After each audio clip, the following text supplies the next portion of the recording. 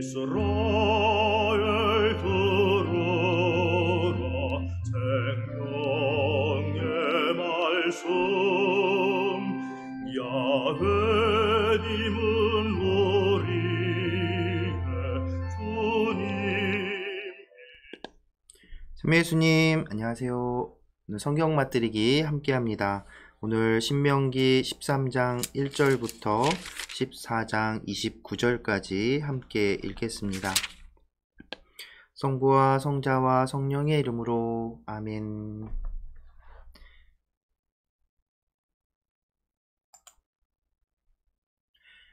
말씀은 바로 내 곁에 있고 내 입에 있고 내 마음에 있다. 주님, 성령의 빛으로 저희 눈을 여시어 주님의 길을 보게 하시고 저희 귀를 여시어 생명의 말씀을 듣게 하소서. 아멘. 성부와 성자와 성령의 이름으로 아멘. 우상 숭배의 유혹을 물리쳐야 한다. 내가 너희에게 명령하는 모든 말을 명심하여 실천해야 한다. 거기에 무엇을 보태서도 안 되고 빼서도 안 된다. 너희 가운데에서 예언자나 환몽가가 나타나 너희에게 표징이나 기적을 예고하고 그가 말한 표징이나 기적이 일어나더라도 너희가 알지 못하는 다른 신들을 따라가 그들을 섬기자 하고 그가 말하거든 너희는 그 예언자나 환몽가의 말을 들어서는 안 된다. 그것은 주 너희 하느님께서 너희가 마음을 다하고 목숨을 다하여 주 너희 하느님을 사랑하는지 알아보시려고 너희를 시험하시는 것이다. 너희는 주 너희 하느님을 따르고 그분을 경외해야 한다. 그분의 계명을 지키고 그분의 말씀을 들으며 그분을 섬기고 그분께 매달려야 한다. 그 예언자나 환몽가는 죽임을 당해야 한다. 그 자들은 너희를 이집트 땅에서 이끌어내시고 너희를 종살이하던 집에서 구해내신 주 너희 하느님을 배반하라는 말을 하여 주 너희 하느님께서 너희에게 따라 걸으라고 명령하신 길을 벗어나게 만들었기 때문이다. 이렇게 너희는 너희 가운데에서 악을 치워버려야 한다. 너희의 동복 형제나 너희의 아들이나 딸이나 너희 품의 아내나 너희 목숨과도 같은 친구가 은근히 너희를 꿰면서 너희도 너희 조상들도 알지 못하던 다른 신들을 섬기러 가자 하는 경우가 있을 것이다. 그 신들은 땅의 한쪽 끝에서 다른 쪽 끝까지 가까이 있든 멀리 있든 너희 주위에 있는 민족들의 신이다. 그런 경우에 너희는 그의 말을 받아들이지도 듣지도 말아야 한다. 그를 동정하지도 불쌍히 여기지도 말며 그를 감싸주지도 말아야 한다. 너희는 오히려 그를 반드시 죽여야 한다. 그를 죽일 때에는 너희가 먼저 손을 대고 온 백성이 그 뒤를 따라야 한다. 너희는 돌을 던져 그를 죽여야 한다. 그는 이집트 땅 종살이하던 집에서 너희를 이끌어내신 주 너희 하느님에게서 너희를 떼어내려고 하였기 때문이다. 그러면 온 이스라엘이 그 일을 듣고 두려워하여 너희 가운데에서 다시는 그런 악한 짓을 저지르지 않을 것이다.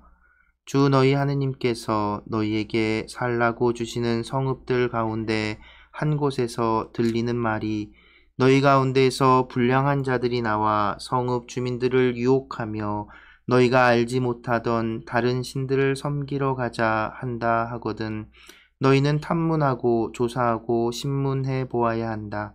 그래서 너희 가운데에서 그런 역겨운 짓이 벌어졌다는 말이 사실로 드러나면 너희는 반드시 그 성읍 주민들을 칼로 쳐 죽이고 성읍과 그 안에 있는 모든 것과 가축까지 칼로 전멸시켜야 한다. 그런 다음에 모든 노획물을 성읍의 광장 한가운데에 모아놓고 성읍과 모든 노획물을 불살라 주 너희 하느님께 통째로 바쳐야 한다. 그리고 그 성읍은 영원히 폐허더미로 만들고 다시는 세우지 말아야 한다. 너희는 그 완전 봉헌물 가운데에서 아무것도 손을 대어서는 안 된다. 그래야 주님께서 당신의 진노를 푸시고 너희를 가엾이 여기시며 너희 조상들에게 맹세하신 대로 너희를 가여워하시며 너희를 번성하게 해 주실 것이다. 너희가 주 너희 하느님의 말씀을 듣고 내가 오늘 너희에게 명령하는 그분의 모든 계명을 지켜 주 너희 하느님의 눈에 드는 옳은 일을 하면 주님께서 그렇게 해 주실 것이다.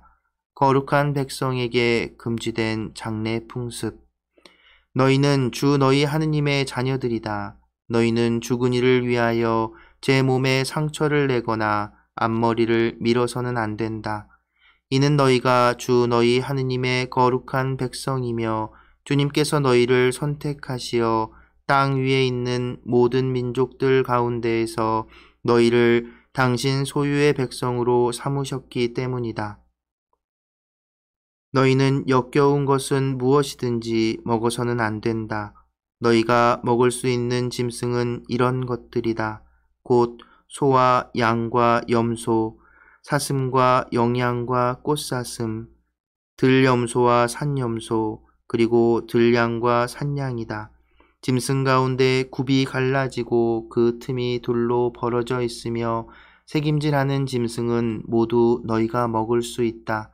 그러나 새김질하거나 굽이 갈라졌더라도 이런 것들은 먹어서는 안 된다. 낙타와 토끼와 오소리는 새김질은 하지만 굽이 갈라지지 않았으므로 너희에게 부정한 것이다. 돼지는 굽은 갈라졌지만 새김질을 하지 않으므로 너희에게 부정한 것이다. 너희는 이런 짐승의 고기를 먹어서도 안 되고 그 주검에 몸이 닿아서도 안 된다. 물에 사는 모든 것 가운데에서 이런 것은 너희가 먹을 수 있다. 지느러미와 비늘이 있는 것은 무엇이든 먹을 수 있다. 그러나 지느러미와 비늘이 없는 것은 너희에게 부정한 것이므로 먹어서는 안 된다. 정결한 새는 무엇이든지 너희가 먹을 수 있다. 그러나 그것들 가운데에서 먹을 수 없는 것은 이러하다. 곧 독수리와 참수리와 수염수리, 새, 매와 검은 솔개와 각종 말똥가리, 각종 모든 까마귀, 타조와 쏙독새와 갈매기와 각종 매, 부엉이와 올빼미와 따오기, 사다새와 물수리와 가마우지, 황새와 각종 외가리와 오디새와 박쥐다. 날개 달린 곤충은 모두 너희에게 부정한 것이므로 먹어서는 안 된다. 그러나 정결하고 날개 달린 것은 모두 너희가 먹을 수 있다. 너희는 저절로 죽은 것은 아무것도 먹어서는 안 된다. 너희는 그것을 너희 성 안에 있는 이방인에게 먹으라고 주거나 외국인에게 팔아야 한다. 너희는 주 너희 하느님의 거룩한 백성이기 때문이다. 너희는 새끼 염소를 그 어미의 젖에 삶아서는 안 된다. 11조 규정. 너희는 해마다 밭에서 나는 모든 소출의 10분의 1을 떼어 놓아야 한다. 너희는 주 너희 하느님께서 당신의 이름을 머무르게 하시려고 선택하시는 곳에서 너희의 곡식과 포도주와 기름의 10분의 1을 그리고 너희의 소와 양의 맛배를 그분 앞에서 먹어야 한다. 그러면 너희가 언제나 주 너희 하느님을 경외하는 법을 배울 수 있을 것이다. 그러나 주 너희 하느님께서 너희에게 복을 내리셨는데 주님께서 당신의 이름을 두시려고 선택하시는 곳이 너희에게서 너무 떨어져 있어서 길이 멀어 11조를 가져갈 수 없을 경우에는 그것을 돈으로 바꾸어서 손에 단단히 쥐고 주 너희 하느님께서 선택하시는 곳으로 가야 한다. 거기에서 너희가 원하는 것은 무엇이든지 소나 양, 포도주나 독주, 그리고 마음에 드는 것은 무엇이든지 돈을 주고 사서 주 너희 하느님 앞에서 먹으며 너희와 너희의 온 집안이 기뻐해야 한다. 또한 너희 성 안에 사는 레위인들도 저버려서는 안 된다. 그들에게는 너희와 함께 받을 목도 상속 재산도 없기 때문이다. 너희는 새 해마다 끝에 그 해에 난 소출의 10분의 1을 모두 가져다가 너희 성 안에 저장해 두어라. 그러면 너희 성 안에서 너희와 함께 받을 목도 상속 재산도 없는 레위인과 이방인과 고아와 과부가 와서 배불리 먹게 될 것이다. 그러면 주 너희 하느님께서는 너희가 하는 모든 일에 복을 내리실 것이다. 성부와 성자와 성령의 이름으로 아멘. 말씀은 내 발의 등불이요 나의 길의 빛이옵니다. 주님, 저희가 성경을 생명의 말씀으로 믿고 기도하며 살고 선포하게 하시어 언제나 성령 안에서 평화와 기쁨을 누리게 하소서. 아멘. 성부와 성자와 성령의 이름으로 아멘.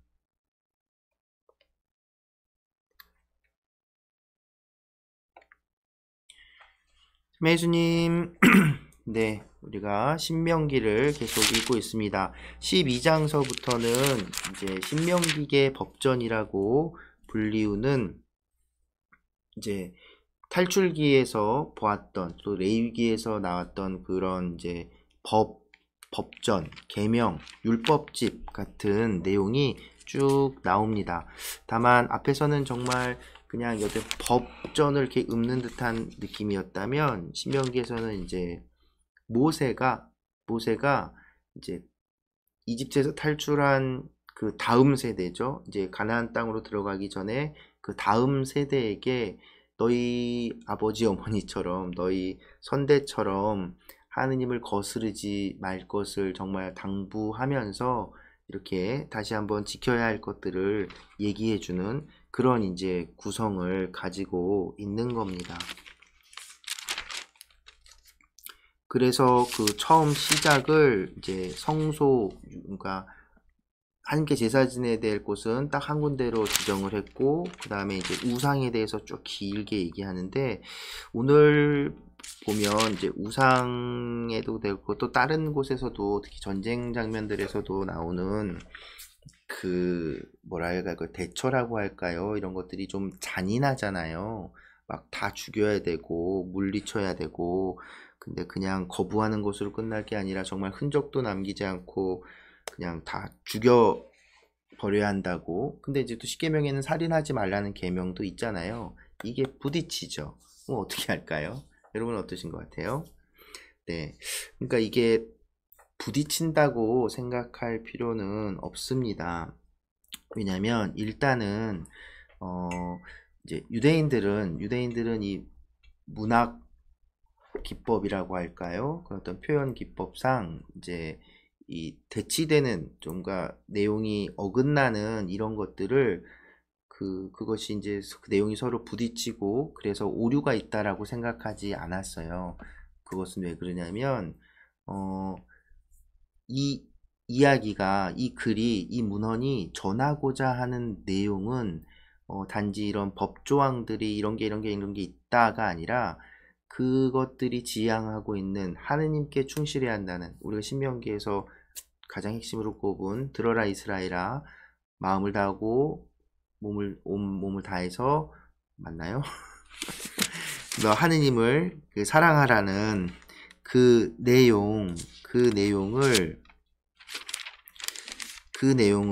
우리가 이제 그 내용을 전하는 것이 목적이었다는 거죠. 그래서 그것을 전하는 여러 가지 방법들을 다 이렇게 동원하는 겁니다. 그 내용들이 서로 부딪히는 건 그게 오류라고 생각하지 않았던 거예요. 그래서 앞에 탈출기에서도 보면 십계명도 2번 나오는데 내용이 조금씩 틀리죠. 시대적인 차이도 있겠지만 그것을 그게 그러니까 십계명이 다른 내용을 담고 있다는 걸 몰라서 의식하지 못하고 그대로 넣어둔 게 아니라 그런 것들은 하등 상관이 없었다는 거예요. 그리고 더 가면 이제 탈출기 우리가 이제 그 갈대 바다를 건너는 장면에서도 2가지 이야기가 막 나오죠. 하나의 장면에서는 바다가 이렇게 쫙 갈라져서 벽을 이뤘다라고 얘기하고, 또 다른 것에서는 이제 쭉 물이 빠져서 말라버렸다라고 얘기하고 완전 다르죠. 그러면 왜 사실을 얘기하지 않느냐? 이들에겐 그게 중요한 게 아니라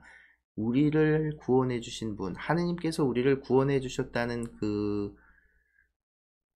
그 기억, 그 사건을 전하는 것, 그것만이 중요한 거예요. 그래서 그것을 전하는 방법들은 이것도 하고 그 소스들은 이제 이렇게 막 다 이렇게 갖다가 쓰고 하는 겁니다. 그러니까 성경은 단지 사실을 전하기 위해 쓴 책이 아니라는 것, 제가 신약 성경 할 때도 그랬고 다시 한번 말씀드리면 성경은 신앙 고백문입니다. 하느님과 인간의 관계를 드러내주는 책이에요.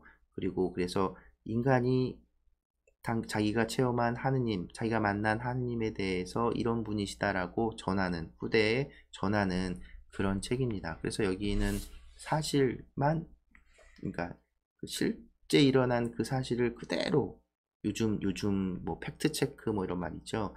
그것을 하는 책이 아니라는 겁니다. 그래서 그런 의미에서 이 성경을 통해서 하느님이 누구신지를 분명히 알 수 있고 만날 수 있다라는 의미에서 성경은 오류가 없다라고 얘기하는 겁니다. 단지 사실과 다르고 이런 그 내용이 부딪히는 것들이 이제 우리의 신앙을 접하는데, 우리가 신앙을 갖는 데는 아무 문제가 없다는 것이죠. 유대인들도 그렇게 생각을 했고 지금 오늘날 우리 신앙 안에서도 분명 그렇습니다. 신약 성경에서도 그런 모습들은 보이거든요. 그리고 또 하나, 처음에 말씀드린 것처럼 이런 그 무서운 그런 막 사람을 막 죽이는 부정한 것들에 대해서 이렇게 단호하게 정말 무섭게 하는 그것에 대해서는 오늘날의 윤리적인 판단으로 단지할 수 없음을 다시 한번 이게 상기했으면 좋겠습니다. 제가 몇 번 말씀드렸잖아요. 2000년 전에 지금 우리와 다른 문화와 지역, 풍토에 살았던 사람이에요. 예를 들어서 만약에 거꾸로 그 당시에 오늘날 뭐 핸드폰에 대한 것, 그리고 오늘날의 어떤 윤리적인 기준들을 들이대면 그 사람들은 그걸 믿을 수 있을까요? 받아들일 수 있을까요? 그렇죠? 그리고 거꾸로 그 시기에 가졌던 그 문화 안에서는 이런 단호함, 그러니까 우상을 배척하고 우상에 빠지지 않으려는 그 단호함이 이렇게 지금 오늘날 보기에는 잔인할 정도의 모습을 보였던 겁니다. 그리고 오늘 내용들을 보면 너희 가운데서 예언자나 환몽가가 나타나 너희에게 표징이나 기적을 예고하고 그가 말한 표징이나 기적이 일어나더라도 너희가 알지 못하는 다른 신들을 따라가 그들을 섬기자 하고 그가 말하거든 너희는 그 예언자나 환몽가의 말을 들어서는 안 된다라고 얘기하죠. 그러니까 오늘날 우리로 치면은 이제 이단, 사이비를 또 경계하라는 말입니다. 사실은 이들은 예수님을 이런 이단자로 여겨서 몇 번이고 돌 던져 죽이려고 했죠. 그때마다 예수님은 그 자리를 벗어나셨고 결국에는 자기들 손으로, 또 백성들이 예수님을 따르니까, 예언자로 바라보니까 자기들 손으로 어쩌지 못하고 로마의 손을 빌어 이렇게 십자가에 못 박게 되는 것이지요.